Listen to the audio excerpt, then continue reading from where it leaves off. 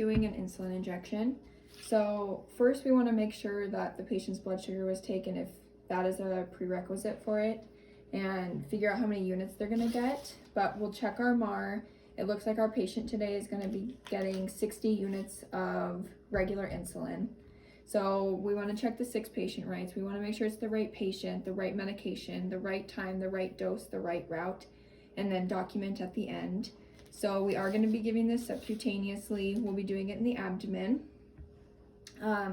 So first I will go into the medication room. I'll wash my hands. I'm going to open the end of my insulin syringe, and I'm going to remove the cap from the insulin that we're going to be using today. And we will clean the top.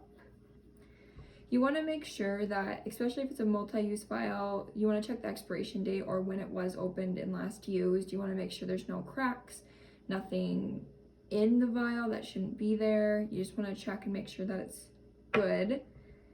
So we'll clean the top, and we'll remove our syringe and we'll take the cap off. And we're going to pull up the 60 units on our syringe, and we will place it in the vial, inject the air, and then we will flip and pull out the 60 units.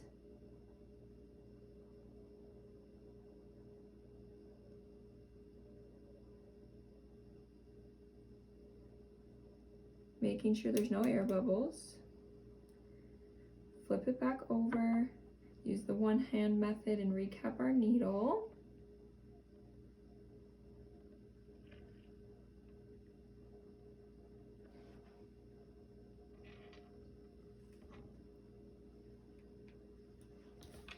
Now we will enter our patient's room, we'll knock, we'll introduce ourselves, and we'll let them know what we're doing. I'm gonna wash my hands and apply gloves.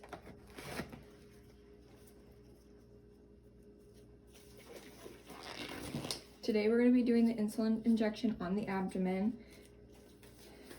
So we'll find the spot that we're going to be using, and when we do inject the insulin, we will squeeze the adipose tissue, and we'll insert the needle at a 90-degree angle. Depending on their size, if they're smaller, you can do like a 45-degree angle, but we'll do a 90-degree angle and inject their insulin. So first, we will check the MAR again. We'll make sure it's the right patient, and we'll find our 2 patient identifiers. Name and date of birth works well. We'll clean the spot where we're going to inject the insulin. We'll allow it to dry completely. Then we'll take our insulin needle, we'll remove the cap, we'll squeeze the tissue, insert the needle, and then insert our 60 units. On insulin and other medications, sometimes you need 2 nurses in the room to make sure that you're double checking and giving the right amount of insulin.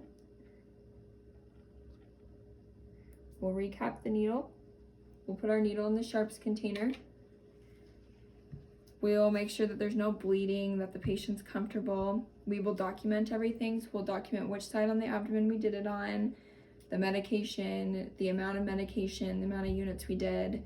We will make sure the patient's okay. We will come back and check later and see if there's any adverse reactions.